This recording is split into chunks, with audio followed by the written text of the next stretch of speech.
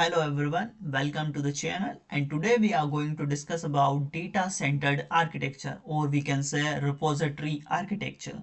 So do like the video and subscribe the channel और चलिए शुरू करते हैं बिना किसी टाइम वेस्ट किए. Data centered architecture is also called repository architecture, is a software architectural style where the central focus is data. All components interact with a shared data store, and all communication among components happens through this central data store. तो यानी system के जो सारे components होते हैं वो क्या होते हैं, एक ही शेयर्ड डेटा स्टोर या रिपोजिटरी के थ्रू आपस में इंटरेक्ट करते हैं. और यहाँ पर क्या होता है, जो हमारा ये एक ऐसा सॉफ्टवेयर आर्किटेक्चरल स्टाइल है जहाँ पूरा जो सिस्टम है वो का उसका जो मेन फोकस होता है वो कहाँ होता है, डेटा पर फोकस होता है. Central focus is data. Okay. और जो सारी कम्युनिकेशन इसी सेंट्रल डेटा स्टोर के थ्रू होती है. Okay. It is used in system where data sharing and data integrity are crucial, such as banking system, inventory management, ERP systems.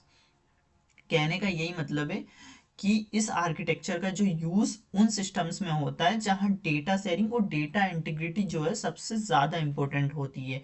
जैसे हमारा banking system हो गया, इन्वेंटरी मैनेजमेंट सिस्टम हो गया, या ईआरपी सिस्टम्स, ये सब हो गए. उनमें इस सिस्टम जो इस आर्किटेक्चर है इसका सबसे ज़्यादा यूज होता है. अब यहाँ पर डायग्राम है कुछ ऐसा, जहाँ पर हमारे पास एक डेटा स्टोर का जो हमारे पास डेटा स्टोर है, और रिपोजिटरी और ब्लैक बोर्ड करके हमारे पास है जहाँ पर डेटा स्टोर हो रखा है. और यहाँ पर हमारे पास क्लाइंट सॉफ्टवेयर है. सो ऑल सिस्टम्स, क्लाइंट्स और कंपोनेंट्स, जो क्लाइंट्स और कंपोनेंट्स हैं, read and write data to a common repository. है ना, क्या कर रहे हैं वो, डेटा को रीड और राइट कर रहे हैं. Okay. ensuring that all users or processes work with consistent and updated data. तो चलिए हम देखते हैं कि there are two types of components. दो तरह के हमारे पास components होते हैं इसमें. क्या, central data repository and data access components और clients. So a central data structure or data store or data repository which is responsible for providing permanent data storage. It represents the current state. तो जो हमारा data centred architecture होता है ये क्या करता है कि पहला जो हमारा सेंट्रल डेटा रिपोजिटरी होता है, इसमें ये सिस्टम का जो है मेन पार्ट होता है जहाँ पूरा डेटा हमारा जो है वो स्टोर होता है. ये रिस्पॉन्सिबल होता है कि परमानेंट डेटा स्टोरेज के लिए और सिस्टम के करंट स्टेट को रिप्रेजेंट करने के लिए. कौन रिस्पॉन्सिबल होता है, सेंट्रल डेटा रिपोजिटरी. ओके. यही आर्किटेक्चर का कोर पार्ट होता है. Okay, the core part of the architecture stores all data used by the system and manages data consistency, concurrency and integrity. Okay, यही सारा डेटा जो है मैनेज करता है, कंसिस्टेंसी और इंटीग्रिटी भी यही मेंटेन करता है. Central data repository. Data access components क्या होता है, अ डेटा एक्सेसर और a collection of independent components that operate on the central data store, perform computation and might put back the result. तो जो हमारा डेटा एक्सेस कंपोनेंट या जो clients है, ये वो कंपोनेंट होता है जो सेंट्रल डेटा स्टोर पर काम करता है. ओके. ये डेटा को रिट्रीव करता है, अपडेट करता है ना, retrieve and update data in the repository, perform processing, computation and presentation. और ज़रूरत पड़ने पर ये रिजल्ट वापस जो है रिपोजिटरी में स्टोर कर देता है. यही कंपोनेंट प्रोसेसिंग, कंप्यूटेशन और प्रेजेंटेशन का काम संभालता है. ओके. तो इसका काम क्या होता है डेटा एक्सेस कंपोनेंट्स का, कि ये कंप्यूटेशन, प्रेजेंटेशन ये सब करता है, परफॉर्म प्रोसेसिंग करता है डेटा को. ओके. इंटरेक्शंस और communication between the data accessors is only through the data store. Okay. तो सिंपल वर्ड्स में हम यही समझेंगे कि जो डेटा सेंटर्ड आर्किटेक्चर एक ऐसा मॉडल है जहां पूरा सिस्टम एक शेयर्ड डेटा स्टोर पर डिपेंड करता है. सभी मॉड्यूल्स या कंपोनेंट्स जो होते हैं इसी डेटा के थ्रू कनेक्टेड होते हैं. अब जो हमारा टाइप्स होते हैं डेटा सेंटर्ड आर्किटेक्चर के, वो क्या होते हैं. पहला होता है हमारा repository architecture style, and second one is हमारा ब्लैक बोर्ड आर्किटेक्चर स्टाइल. तो सबसे पहले देखते हैं हम कि रिपोजिटरी आर्किटेक्चर स्टाइल क्या होता है. repository architecture style, the data store is passive and the client of the data store are active. यहाँ पे क्या है, डेटा स्टोर जो हो रहा है वो पेसिव कंपोनेंट होता है, और जो क्लाइंट या एजेंट होता है वो जो हमारा पूरा जो लॉजिक फ्लो है को कंट्रोल करता है ना, वो हमारा क्या होता है, एक्टिव होता है। Okay, which control the logic flow, क्या करता है वो, कंट्रोल करता है हमारे लॉजिक फ्लो को। The participating components check the data store for changes, the client send a request to the system to perform action. जो क्लाइंट होता है वो रिक्वेस्ट को सेंड करता है सिस्टम को परफॉर्म करने के लिए एक्शंस को। The computational processes are independent and triggered by incoming request. जैसे ही, यानी क्लाइंट्स खुद चेक करते हैं कि डेटा स्टोर में कोई चेंजेस आया है या नहीं आया है। ओके, अब यहाँ पर मेरे पास एक डायग्राम है जहाँ पर मेरे पास रिपोजिटरी है, जहाँ पर course feedback, registration, administrator approvals, reports, तो ये सब क्या है, कनेक्टेड है हमारे किससे, रिपोजिटरी आर्किटेक्चर से। तो जो हमारा रिपोजिटरी आर्किटेक्चर है, जैसे कोर्स का feedback, registration, administrator approval, reports and all, advantages क्या क्या होते हैं रिपोजिटरी आर्किटेक्चर के, ये अब हम देखते हैं।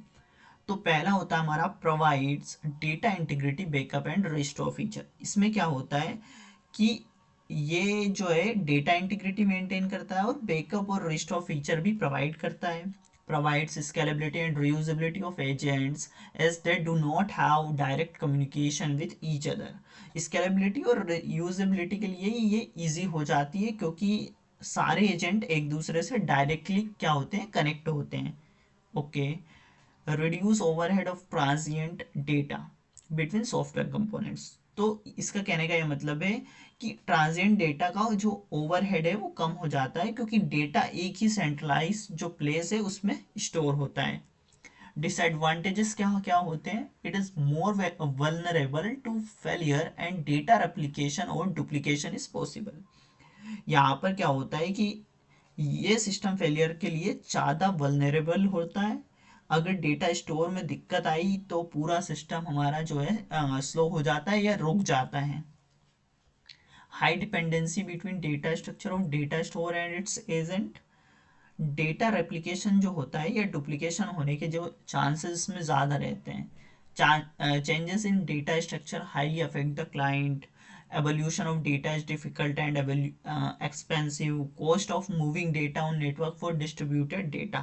तो इसका कहने का सिंपल से यही मतलब है कि क्लाइंट के बीच जो डिपेंडेंसी हाई हो जाती है और अगर सिस्टम डिस्ट्रीब्यूटेड है तो नेटवर्क पर डेटा मूव करने का भी महंगा और स्लो प्रोसेस हो जाता है और एक्सपेंसिव हो जाता है जो डेटा इवोल्यूशन है वो। Okay, blackboard architecture style क्या होता है, in blackboard architecture style the data store is active and its client are passive.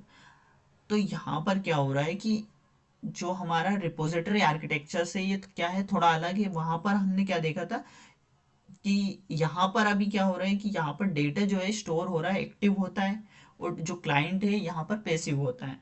यानी यहाँ लॉजिकल जो फ्लो है वो डिसाइड करता है कि करंट डेटा स्टेटस जो ब्लैक बोर्ड में रखा हुआ होता है वो सिस्टम में एक सेंट्रल डेटा रिपोजिटरी होती है। कैसे, it has a blackboard component acting as a central data repository and an internal representation is built and acted upon by different computational element।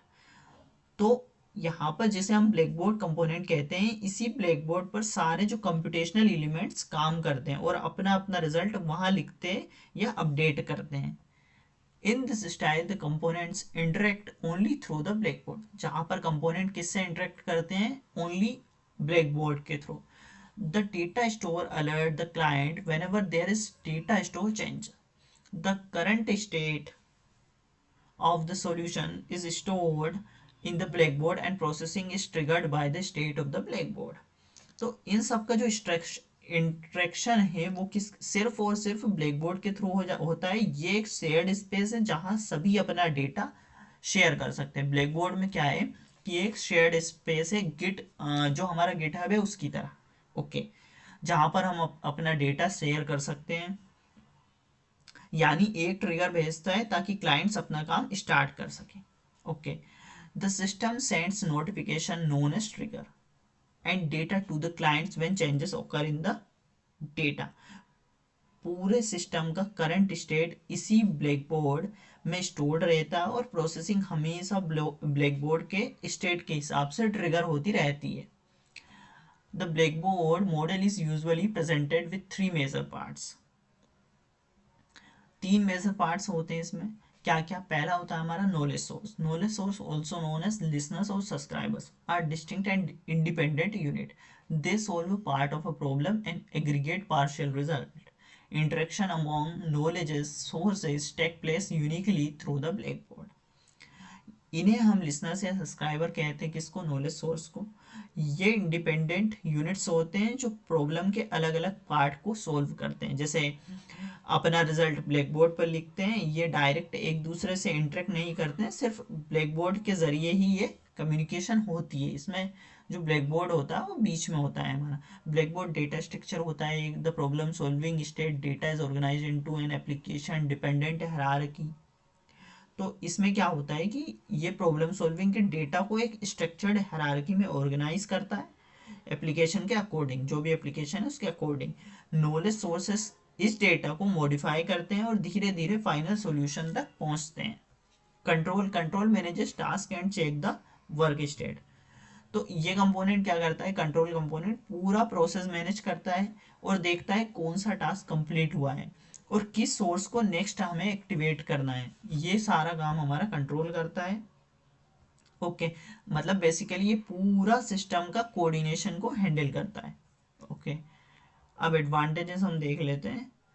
Advantages क्या होते हैं कि provide scalability which provide easy to add or update knowledge source. कहने का ये मतलब है simple सा कि नए नॉलेज सोर्सेज इजीली एड या अपडेट किए जा सकते हैं. मतलब ये स्केलेबल है, बहुत स्केलेबल है.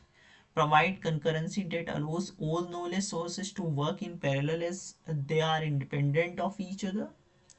क्योंकि सारे सोर्सेज जो है इंडिपेंडेंट होते हैं तो वो पैरेलल में काम कर सकते हैं. Support experimentation for hypothesis. Support reusability of knowledge source agent.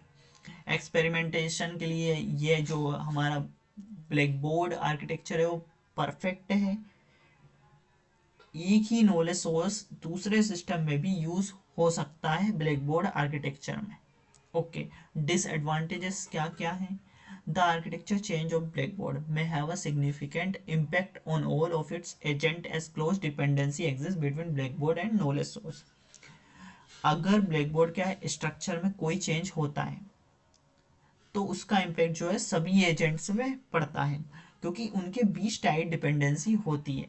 जैसे यहाँ पर जो है सारे कनेक्टेड है.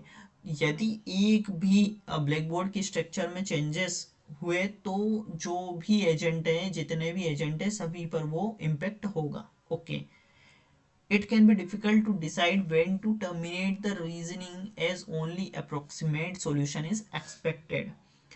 कब रीजनिंग जो रीजनिंग प्रोसेस है वो कब खत्म हो करना है ये डिसाइड करना बहुत ही मुश्किल हो जाता है इसके लिए क्योंकि सिस्टम जो है सिर्फ अप्रोक्सीमेट सॉल्यूशन तक ही पहुंचता है.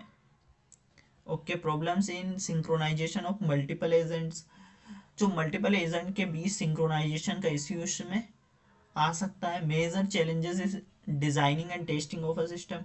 और सबसे बड़ा चैलेंज तो यही होता है इसके लिए कि सिस्टम का डिजाइन और टेस्टिंग करना जो काफी इसके लिए कॉम्प्लेक्स हो जाता है. ओके तो भाई ये था हमारा ब्लैक बोर्ड आर्किटेक्चर स्टाइल जहां डेटा स्टोर एक्टिव होता है क्लाइंट पैसिव होते हैं और पूरा सिस्टम ब्लैक बोर्ड के स्टेट पर बेस्ड होता है. ओके तो आशा करता हूँ ये वीडियो आपको पसंद आई होगी. Please do like the video and share the video. Subscribe my channel. मिलते हैं नेक्स्ट वीडियो में. Till then keep learning keep growing. Thank you.